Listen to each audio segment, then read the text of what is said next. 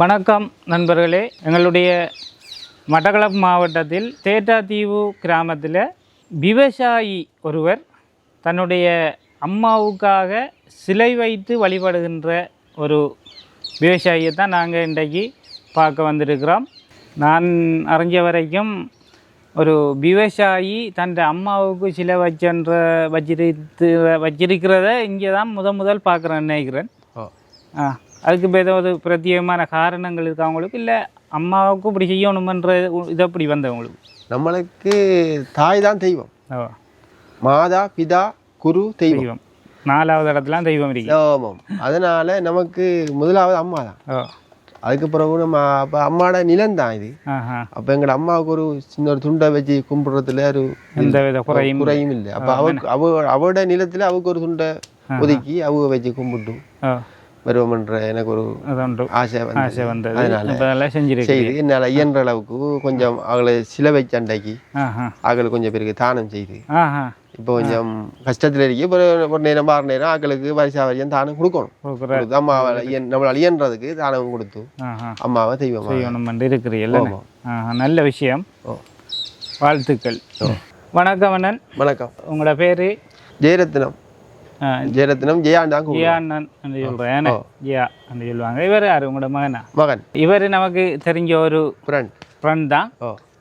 இவர் இந்த விவசாயத்தில் தற்போதைக்கு நல்ல தீவிரமாக ஈடுபட்டு கொண்டிருக்கிற ஒருவர். எனக்கு தெரிஞ்ச வரையில் இந்த விவசாய நிலத்தை வளர்ச்சி இப்படி ஒரு உயிர்வேலி அமைச்சதை இங்கே தான் நான் பார்க்குறேன்.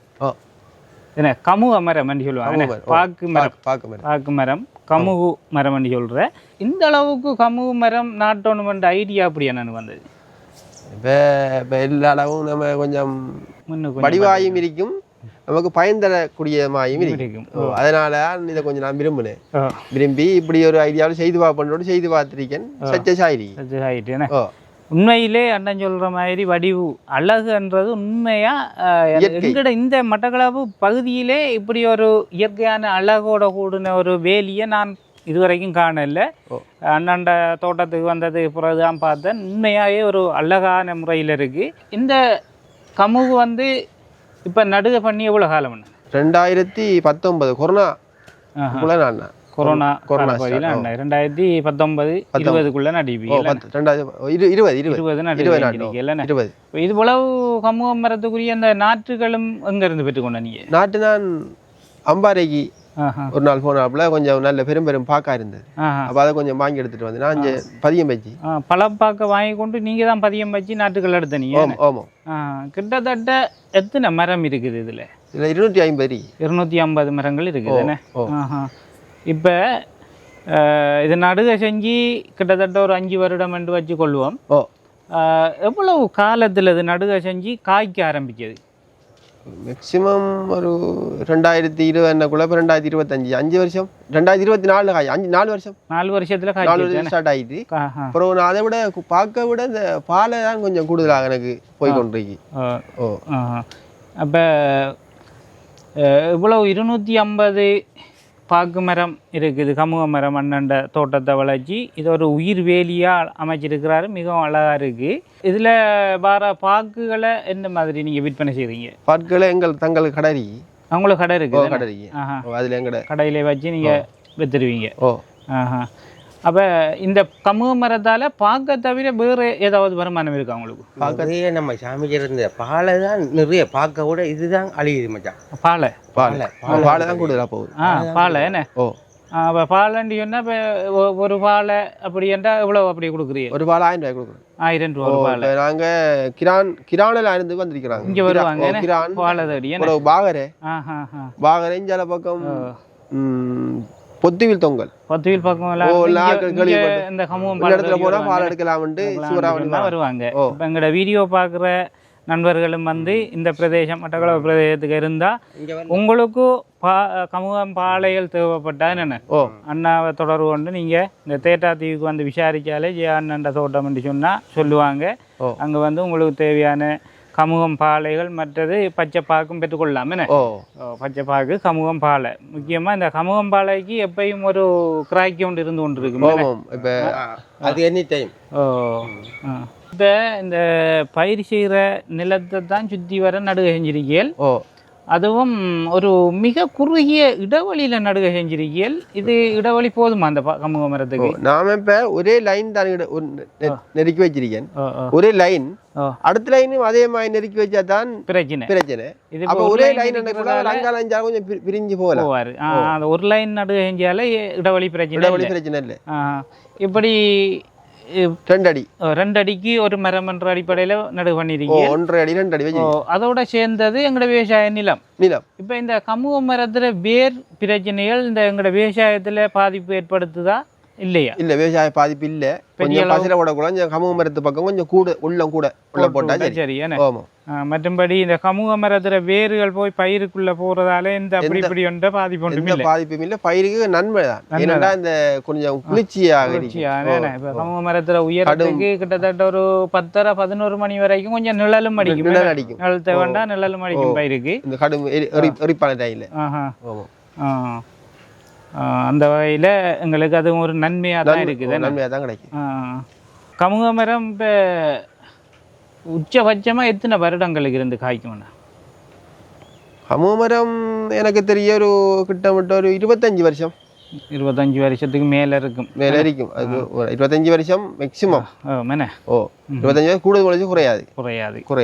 இப்போ இந்த 250 பாக்கு கன்றுகளையும் நீங்கள் பெறுறதுக்காக 250 பாக்குகளை பதியம் நாட்டு மாடை செஞ்சிருப்பீள். அவ்வளவுக்கும் எவ்வளவு பெறுமதியான காசு செலவாய்க்கும் உங்களுக்கு?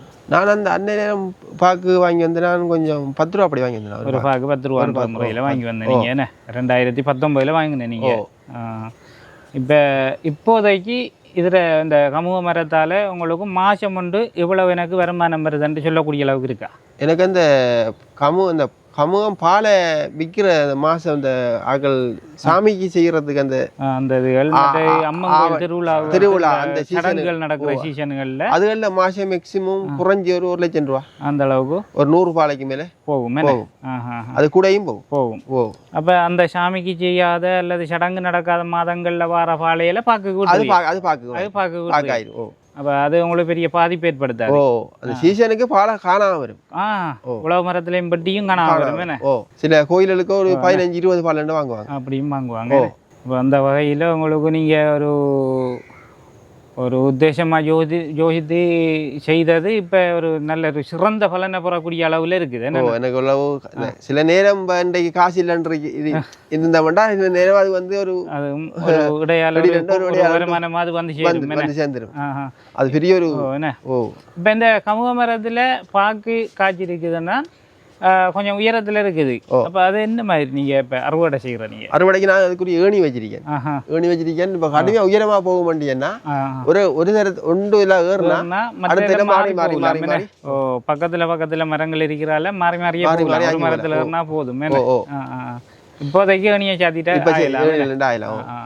இப்ப இதுல விளைச்சல் எப்படி இருக்கு? நீங்க எங்களோட மலைநாட்டு பக்கங்கள்ல காய்க்கிற கமுக மரத்துல காய்கிற எண்ணிக்கைக்கும் இங்கே நம்மட கடற்கரை பிரதேசத்தில் இந்த கமுக மரம் காய்க்கிற ஒரு கொலையில ஒரு பாலையில காய்க்கிற காய்கிற எண்ணிக்கைக்கும் வித்தியாசங்கள் எதுவும் இருக்கா? உங்களுக்கு மேக்சிமம் சில பாலில் ஒரு பார்க்க போனா ஒரு 100, 50 கடைசி போனா 50 தான். 50